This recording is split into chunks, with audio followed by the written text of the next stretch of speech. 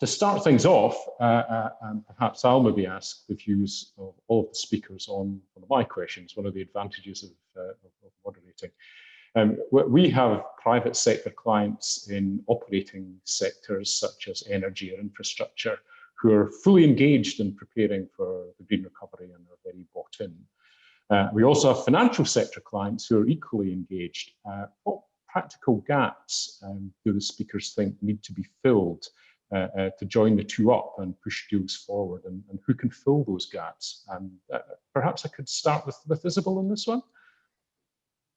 Happy to, Hamish. So what are the big gaps, right, when clients are committed and financial institutions are committed, right? So there's a couple of different things we saw. 4 or 5 years ago, it was all about awareness, where people actually committed. I think we've passed that point in a big way. A couple of things are missing today. If you think about per sector commitments and targets and pathways per country, David talked about that before, they are missing today. So if you're a country and you are committed to reducing your overall emissions over a certain period of time, how are you going to be doing that? What are you expecting from sector A, B, and C? What I also find is that a lot of our clients come to us and say, hey, I'm in this sector. I really am here on the Sustainalytics, for instance, index today, and I want to really improve, but I need to figure out how. So the solutions about how you efficiently and effectively can go from A to B and then really truly improve, that is missing as well. And I think the final thing is that I'm a little wary of is the notion of greenwashing. There's all kinds of types of greenwashing. For instance, to say that we can be very easy with what kind of assets count as green assets, but also we continuously look at our portfolio and say, I'd rather help a company that is pollutive getting better than just to chuck everybody out and then make my balance sheet and my loan portfolio look great. So I believe that we need to be very cautious about, on the one hand, making sure that there are solutions for companies that are really wanting to improve. And then we collectively have to make sure we measure it right, we don't greenwash, we have proper sector expectations by country, and some regulation, to be honest. I wouldn't think normally it's normal for a banker to say that, but I do believe that regulation helps in this one. Thoughts on Ingrid, to move on that one from you? Yeah, I've just spent a few months as a member of a advisory group to the Committee on Climate Change, looking at how in the UK we deliver the next carbon budget. And the Committee on Climate Change is absolutely clear. We do need sector transition pathways, and that the gaps around the policies and regulations in place now to accelerate that shift are just huge. And in those discussions in the finance advisory group, we were saying the same thing, that while the market incentives make it profitable to continue to pollute, it is very, very difficult for a business to shift without losing market share and profitability. And what's interesting, I think, is you've got one group of investors going, look, we're looking at the long term, you've got to move anyway, regardless. How are you going to manage that? And then another group that are looking at quarterly reports saying, well, what about your profits? So we need to reconcile those two conversations. We've been doing a lot of work recently on what's happening in the auto sector in Europe, and it is quite egregious. If you look at the new rules that are coming in now around CO2 emissions from vehicles, what you see is a pattern of behaviour where there's a last rush to sell the high polluting, expensive, high profit vehicles before the new rules properly bite in, leaving a quite significant legacy of pollution. It's that kind of gaming of the system we really need to see stop, because there was just no need for it. There was just absolutely no need at all. This was about the vehicles that they chose to market and sell principally. So I think this long-term and medium-term perspective does need to be reconciled, and regulation and policy, unfortunately, is the most effective way to do that. Thank you very much, Ingrid. David, your thoughts on that? Gaps. Yes, I think I might be just a wee bit tougher on this, actually, Hamish, and also try and answer some of that Alex and Natalie were asking some questions about sort of aligning portfolios and so on. And clearly there is one way that you can align portfolios, which is to say, I'm going to divest from particularly equities, but also bonds, long-term bonds of brown companies. Well, look, brown companies aren't raising new equities. That's not going to have a huge impact. It's a good symbolic thing to do. I'd support people that want to do that. But really what we'd like to do would be to use the power of finance to create a sustainable world. And the sustainable world would be one that is consistent with Paris. And if we're going to do that, we should be clear about what the powers of equity holders are. And it's not that we're trying to manage companies, but we do have the power to appoint the board of the companies and to appoint the auditors of the companies. And we've got some other powers as well about annual reports. I've yet to see something. I think we will start to see this in the next few months. I think hopefully Hermes will be involved in this as well, Ingrid, where on audit, people will be saying, look, if you don't audit according to the material climate issues that are required, if you're declaring profits on the basis of an unsustainable future, then you shouldn't be auditing any large company on our behalf, because that's what you do. But you could go further, you know, Hamish, you could say, look, if you're going to run the company, you're the board of the directors. It's not our job, the investor, to run the company. We appoint you to do it. But please, before you stand for election, can you just promise us that you will do your level best to run this company consistent with a sustainable world? Because if everybody does that, we'll have a sustainable world, and that's what we should do. And I think some of those leverages that the finance industry has are ones that we still haven't used, and actually in a way are easily as effective as just divesting. Because if we divest, then okay, the finance industry isn't affected when the world goes to hell in a handbasket.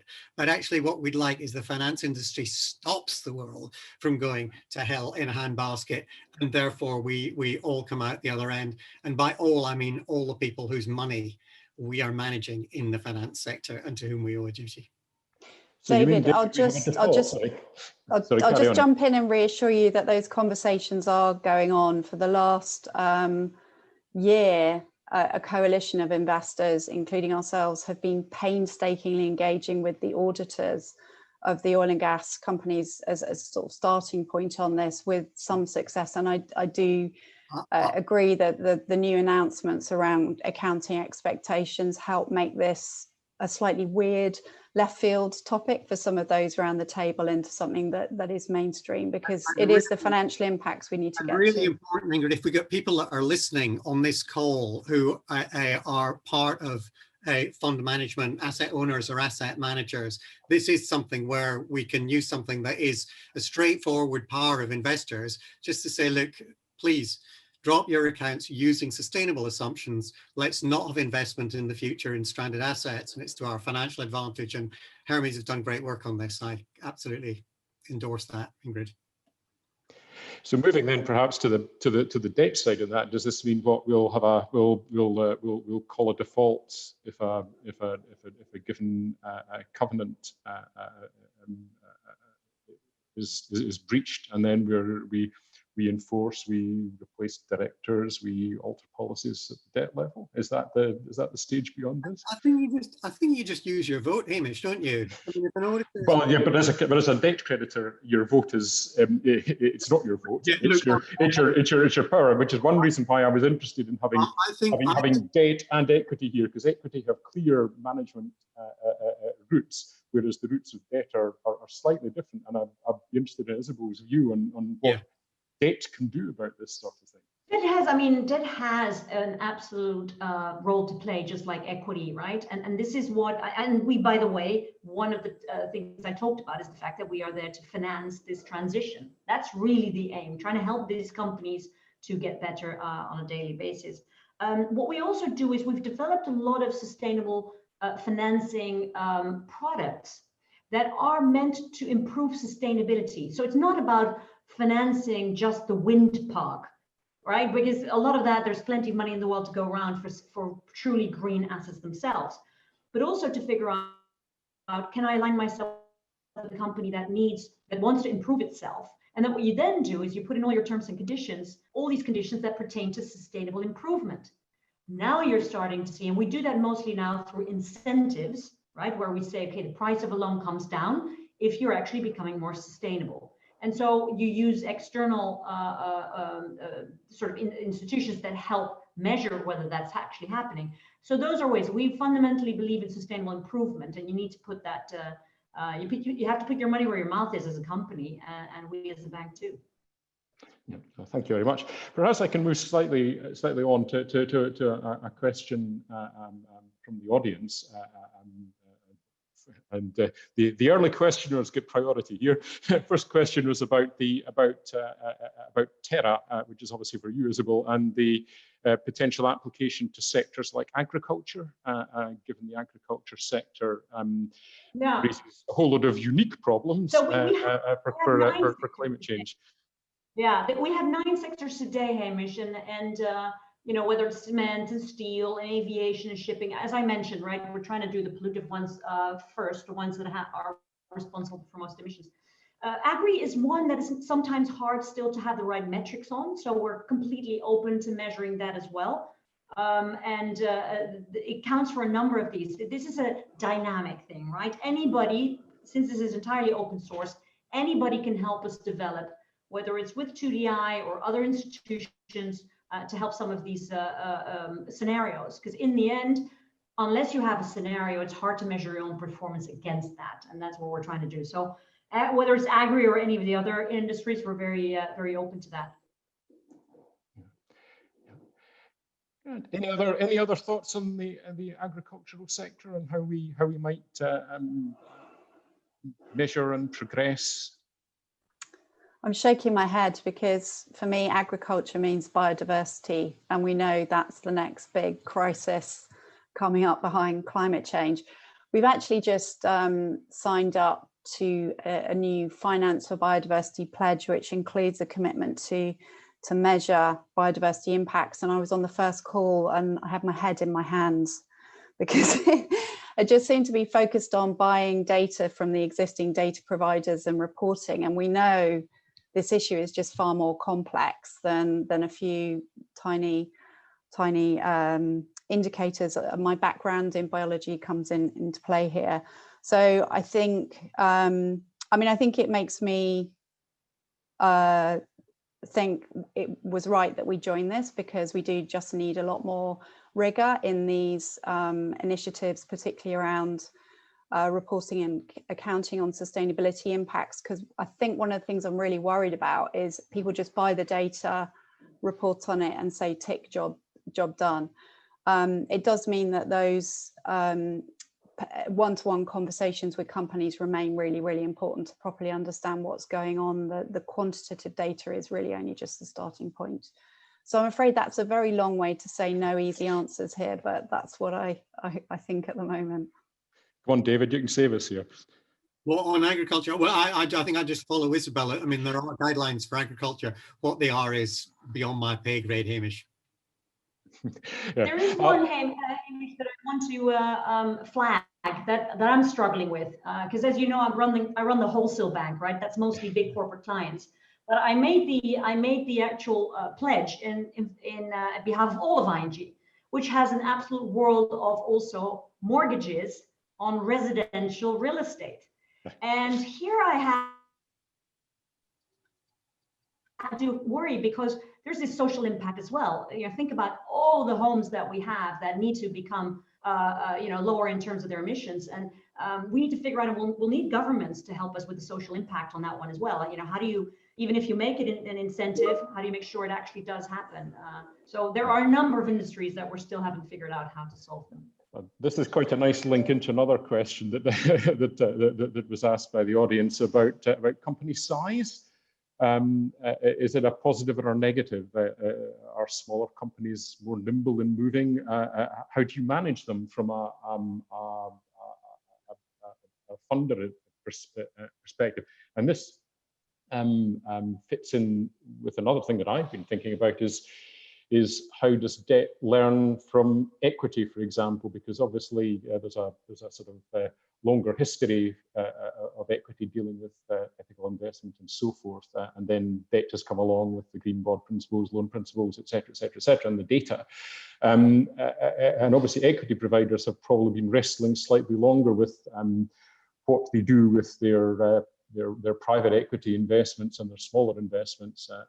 And similarly for the debt side, yes, the bonds and the multinationals are one thing, but how do you deal with your SMEs and how do you deal with your SME backbook? And is there anything that Ingrid's doing or has done that may be of benefit to Isabel?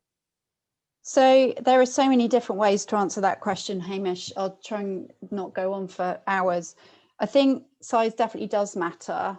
And one of the reasons for that is actually it's really complicated thinking about how you respond as a business to climate change. And I think the first issue is not willingness, but have you got the capacity to think this through? And that's why you tend to see larger businesses moving first. Smaller firms may be nimble, but they may also, if this isn't top of mind, have the capacity to do that. One of the other confounding dynamics we tend to see is that larger companies tend to have a better performance where that is recorded, because again, they will have the resources to fill in all the different questionnaires and do all the reporting that's expected of them. But that doesn't mean we shouldn't engage with them. And we do, I mean, we do climate risk assessment right across all our portfolios, and that actually includes credit as well. So we are doing quite a lot of debt financing through multiple different securities. And we do invest in the SMID as well as the large sector. So that, you know, there's no reason why you can't do these analyses across the board.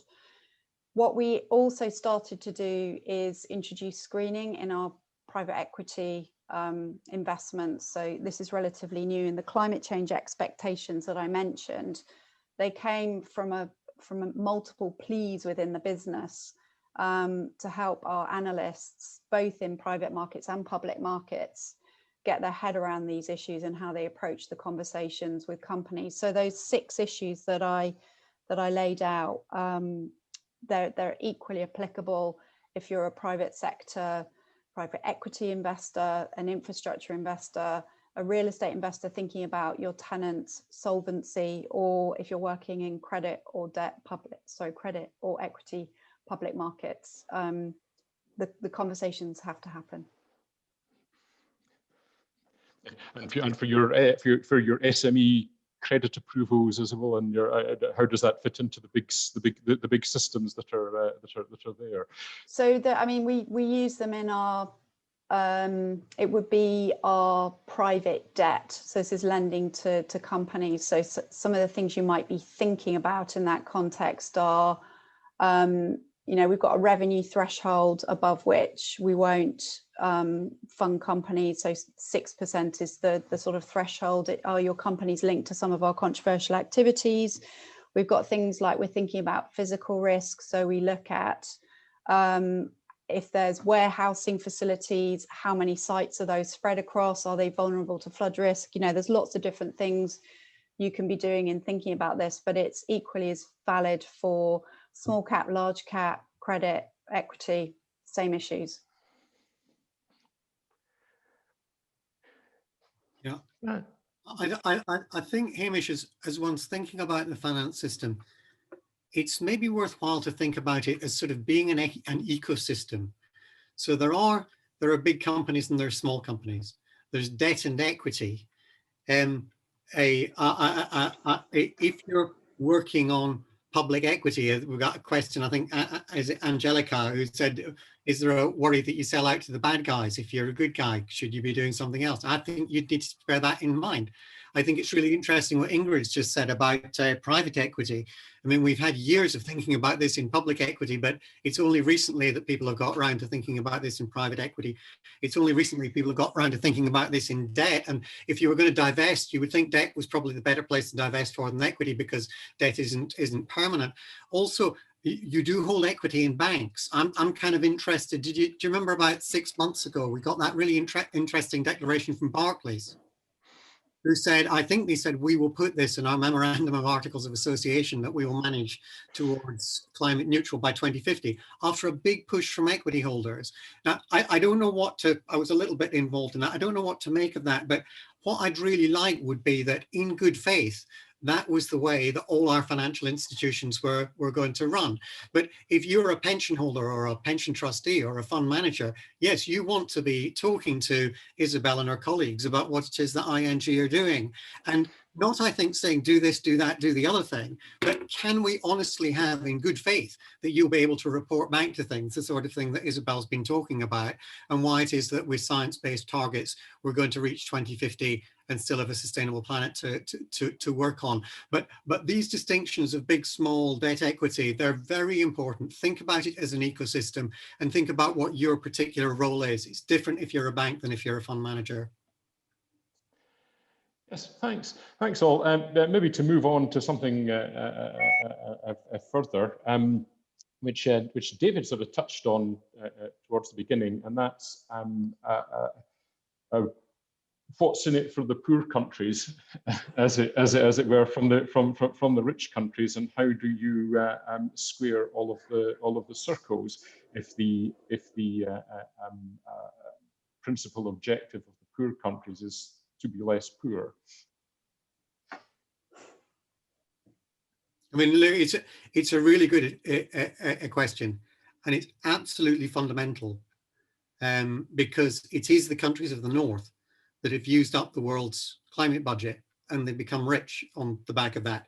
Now, I think you do have very interesting initiatives like Sustainable Energy for All, that is trying to make sure that the development that we're seeing in the south is a sensible one. I'd love to see a stronger push behind RED, which is trying to stop deforestation and all the rest of it. But I think that we're a very difficult position here, where with some justification, the countries of the south are saying, look, we know we've got a climate problem, but it's you guys in the north that have got to think about how it is that we deal with it. You promised us back in Copenhagen that by 2020, we were going to have 100 billion a year flowing from the north to the south. I mean, frankly, given the scale of the climate crisis, it would be a bargain if we could get everybody to sign up to a really tough deal, which by the days, it would be a good COP in answer to somebody else's question. It'd be a really good deal if we could get that. But I think one does need to recognize we need this, and we need this big time. And the fact of the matter is that the people I work with, or a Federated Hermes, or possibly even an ING, Isabel, our ability to be able to sensibly invest in a green project in Ethiopia is very, very limited indeed. So somehow we've got to get these funds flowing, with private as well as public money flowing. And I don't think we've cracked that one by some distance. I'd be interested if anybody thought we had. Well, maybe I can add to a couple of things, right? So our business is in over 40 countries in the world, although Africa, to be honest, is not very heavily represented. But so whenever I have talked to clients in these countries, they say, you know, Isabel, you guys had 50 years of pollution, right, to get to where you got, and I think you said it earlier on, right? So why should I not invest in a brand new coal-fired power plant, you know, on my own? And you know, what gives you the right to teach me that lesson after you have polluted it? And I think that's kind of an understandable point of view, right? If half your country doesn't have electricity, I understand that. So what's our job? Clearly, there's a lot to do in our worlds where we need to come down on our usage. And at the same time, what we do a lot of, and I've been really positively surprised at the enthusiasm and momentum we've seen in these countries to do the right thing. And then it's our job to put the money out there and to help them develop them, whether it's with technology, whether it's with financing, whether it's with the know-how, ensuring it's done in a non-corrupt way. And I think that's the thing, but you have to have some sympathy for the approach people take and the views they have on seeing this as a luxury problem when half of your country is without basic requirements, right?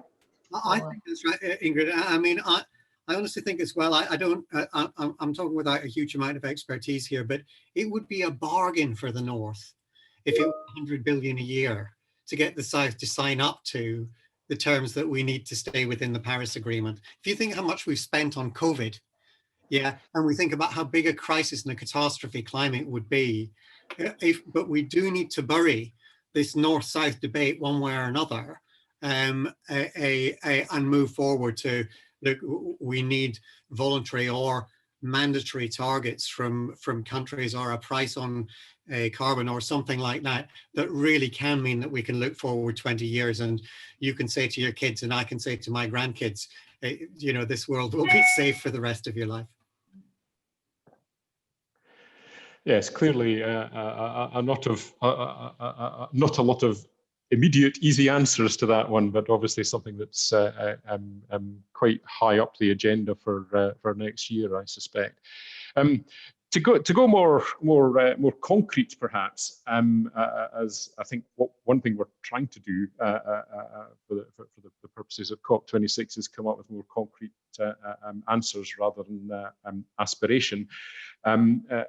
Is products. You know, what actual financial products can the private sector in particular come up with? Obviously, public sector assistance can be useful for this, but what products can the private sector come up with to actually push this forward? Probably for either Isabel or Ingrid to start off with, I suspect. Shall I go first? So, I mean, we want to see more thematic products with a more explicit Paris alignment outcome attached to them. So what do I mean by that? As I mentioned in my introductory remarks, we are now systematically engaging everywhere where we've identified risk. So we're sort of mainstreaming that across the business. But we need to see, I think, a change in norms within the asset management industry where these sort of thematic funds just are not seen as niche anymore.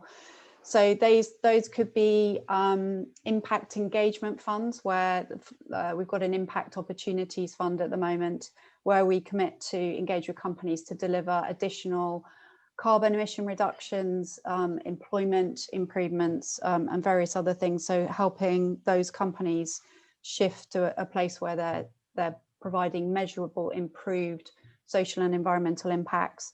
And we are now talking with a number of clients, both on the equity and credit side, to come up with explicitly Paris-aligned products. So you could have a variety of different methodologies. One could be, we're going to invest in a proportion of securities that are aligned with the EU taxonomy, for example. Another client is asking us to actually develop our own methodology. Again, the focus is on very explicit, accountable outcomes as a result of engagement in getting companies down those emission curves. So I think it's, you know, this is only a small fraction of the 45 billion we have under management currently, but it's encouraging that we're now having those sorts of opportunities come our way, and I would just like to see a lot more of them in the market. Maybe I'll add to that, Ingrid, because I think you're spot on. We actually developed the first sustainable improvement loan, because as I was mentioning, we started with green, right? So 4 years ago or so, we had everything was green, a green bond, a green loan, all about green assets. Whatever's already clean or green in your company, you could potentially finance with that. And we said it's just had its shortcomings. You want the improvement, and so we now see, just in the third quarter, which is normally a very light quarter, and in the middle of a pandemic, we issued for our clients 21 social and sustainable bonds, several green loans, several green sustainable improvement loans, sustainable structured finance transactions for projects, but also sustainable investment transactions. We developed a couple of $100 million equity funds just to help these smaller companies that have great ideas. Sustainable derivatives, you name it. But the trick is, again, stop the greenwashing. Make sure you do this for the sake of improvement. That's what it's about. Coming back a little bit on the retail and the SME space, you know, you're absolutely right in that there is just no ability to or funding for that matter to tailor something specific to a small SME. or to a private individual's home. So we need a lot more one-click solutions. Whereas you're a small company, you know that by engaging, you get maybe a financial benefit, you get an execution certainty, you get something that definitely helps you to get greener. We need a lot more plug and play, I think, and that requires a combination of government, banks, corporates, and people with innovation ideas. So it's a little bit of everything, but we keep developing these products because that's what, but I think the investors want it, right, Ingrid? But the clients want it as well. They are eager to also put their money, as I said, where their mouth is. Yeah, and I can tell you, Isabel, that our head of investment is very keen on the sustainability linked bonds and loans. He thinks they're absolutely brilliant. And they get the financial link to improved behaviour. That incentive link is absolutely key. Well, that's quite an interesting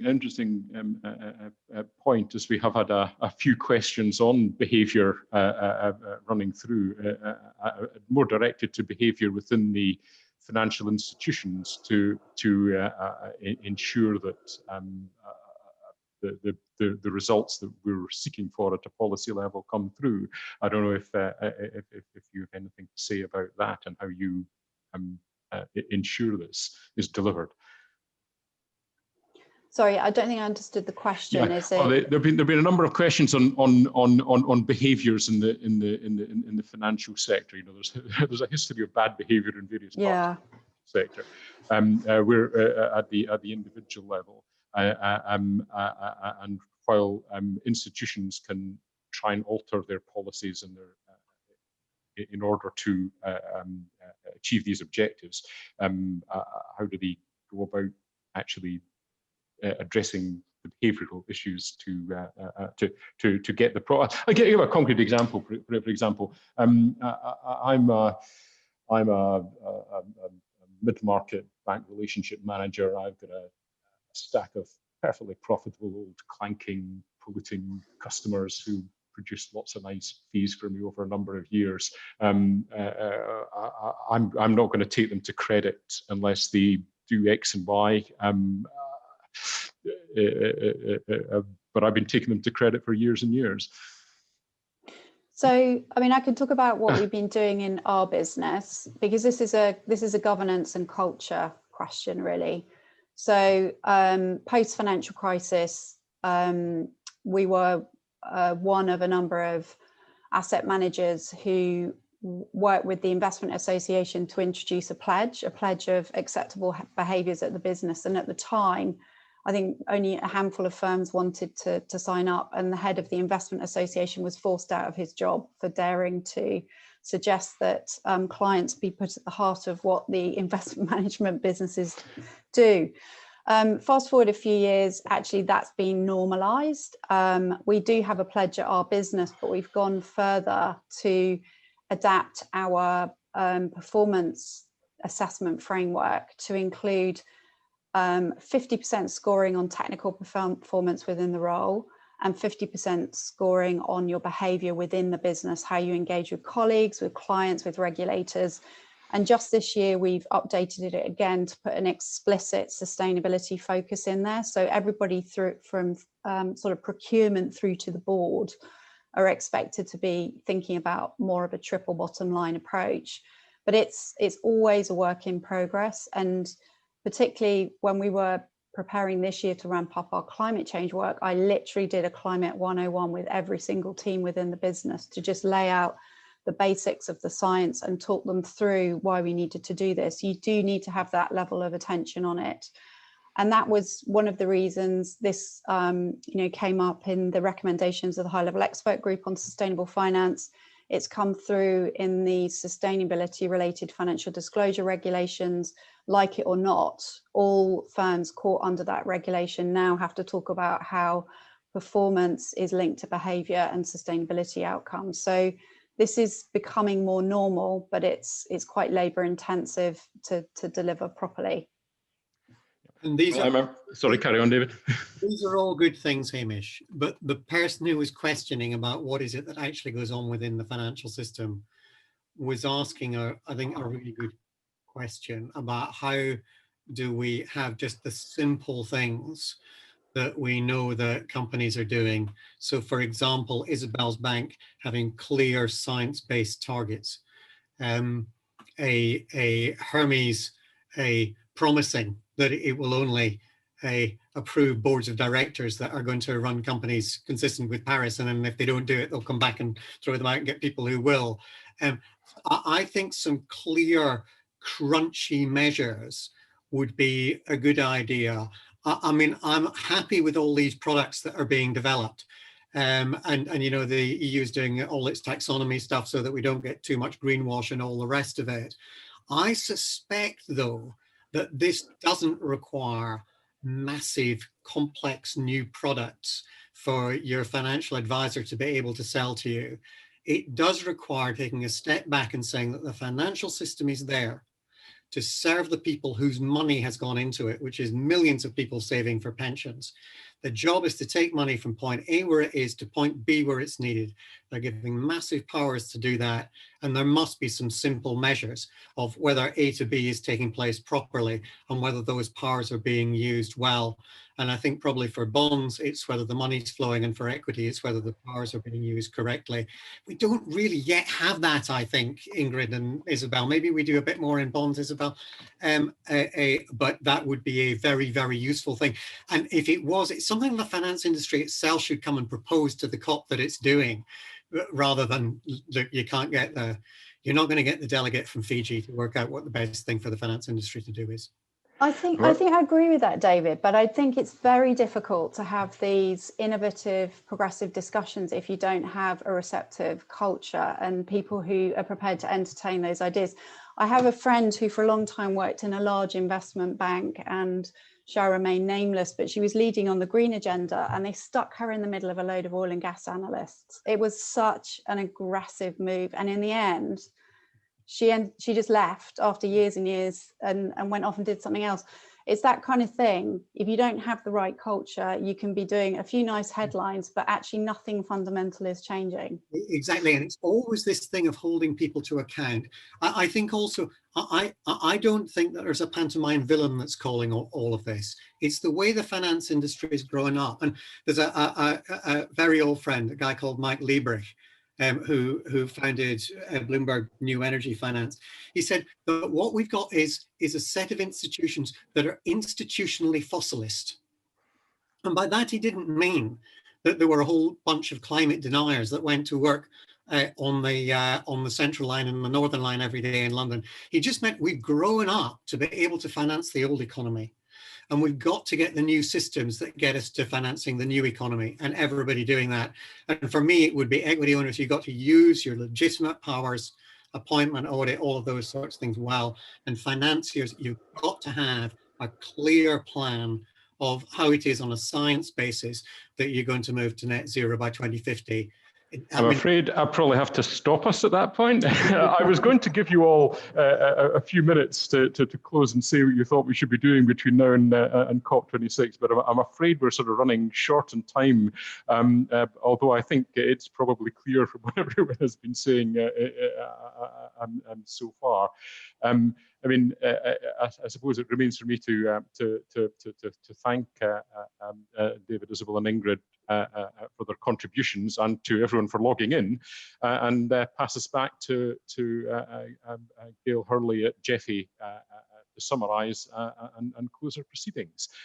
Thank you very much.